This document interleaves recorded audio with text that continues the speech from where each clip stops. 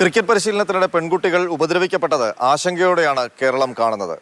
അതിക്രമത്തിനിരയായിട്ടും പുറത്തു പറയാൻ ഭയപ്പെടുന്നവർ ഏറെയുണ്ട്. കണ്ടിട്ടും കണ്ടില്ലെന്ന് നടിക്കുന്നവരുമുണ്ട് ഈ കൂട്ടത്തിൽ. കോച്ച് മനുവിന്റെ ക്രൂരതകൾ പുറത്തു വന്നതോടെ മിണ്ടാതിരുന്നവർ മിണ്ടി തുടങ്ങുകയാണ്.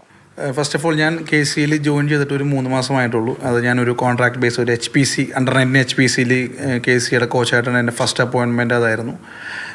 ഞാൻ കുറച്ച് ദിവസങ്ങളായിട്ട് ഈ ഒരു മനുവിൻ്റെ വിഷയത്തിൽ കേസുകൾ ഒബ്സർവ് ചെയ്തുകൊണ്ടിരിക്കുകയായിരുന്നു. പക്ഷേ എന്നെ അത്ഭുതപ്പെടുത്തിയൊരു കാര്യം എന്ന് വെച്ചിട്ടുണ്ടെങ്കിൽ ഇത്രയും പെത്തറ്റിക്കായിട്ടൊരു കാര്യം നടന്നിട്ട് KCയിൽ നിന്ന് ഒരു കോച്ചോ അല്ലെങ്കിൽ ഒരു പ്ലെയറോ ഇതിനെ സപ്പോർട്ടായിട്ട് ഇതുവരെ വന്നിട്ടില്ല. തിരുവനന്തപുരത്തെ മനു മാത്രമല്ല വില്ലൻ, മിക്ക ജില്ലയിലുമുണ്ട് അതിക്രമങ്ങൾ. 1-2 കോളുകൾ എനിക്ക് വന്ന അനുസരിച്ചിട്ട് 1-2 കുട്ടികൾ പറഞ്ഞനുസരിച്ച് ഒരിക്കലും ഇത് തിരുവനന്തപുരം എന്ന് പറയുന്ന ജില്ലയിൽ ഒതുങ്ങേണ്ട കാര്യങ്ങളല്ല. കേരളത്തിലെ പല ജില്ലകളിൽ പോവുകയും അവിടെ ഇത് സമാനമായ കാര്യങ്ങൾ നടക്കുകയും ചെയ്യുന്നുണ്ട്.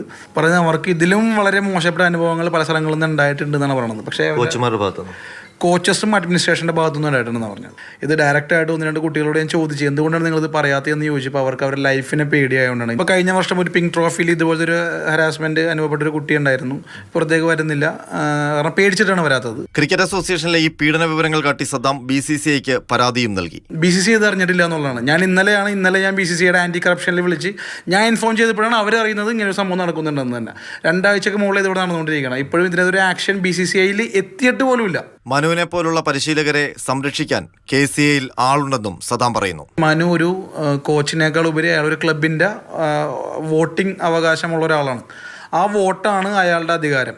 കേരള ക്രിക്കറ്റിലെ സിസ്റ്റം തന്നെ ആ വോട്ടിംഗ് സെറ്റപ്പിലാണ് കിടക്കുന്നത്. കേരള ക്രിക്കറ്റ് തന്നെ ഒരു ലോബിയാണ് ആക്ച്വലി. ഒരു ഓംബുഡ്സ്മാൻ ഒരു ലേഡിയാണ്, കേരളത്തിൻ്റെ CEO കം CFO ആയിട്ടുള്ള ഒരു ലേഡിയാണ്. എന്തുകൊണ്ട് അവർ റിയാക്ട് ചെയ്യുന്നില്ല? ഒരു 2 സ്ത്രീകൾ കേരള ക്രിക്കറ്റ് അസോസിയേഷൻ്റെ മുകളിൽ തട്ടിലുണ്ടായിട്ടും എന്തുകൊണ്ട് പാവപ്പെട്ട കുട്ടികൾക്ക് അല്ലെങ്കിൽ ഈ പിഞ്ചു കുഞ്ഞുങ്ങൾക്ക് എന്തുകൊണ്ട് നീതി ലഭിക്കുന്നില്ല? ഒരു രാഷ്ട്രീയക്കാരും ഇവർക്ക് വേണ്ടി ഇറങ്ങുന്നില്ല. എന്താണ് ഒരു കാര്യം? സിൻഡിക്കേറ്റ് ആയതുകൊണ്ട് തന്നെയല്ലേ അത്? ക്രിക്കറ്റ് പരിശീലനത്തിനിടെ പെൺകുട്ടികൾ ദുരുപയോഗം ചെയ്യപ്പെട്ടത് കേരളം കണ്ട വലിയ കുറ്റകൃത്യങ്ങളിലൊന്നാണ്.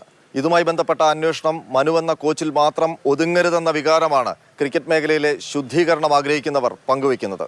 R. അനന്തകൃഷ്ണൻ, മാതൃഭൂമി ന്യൂസ്, തിരുവനന്തപുരം.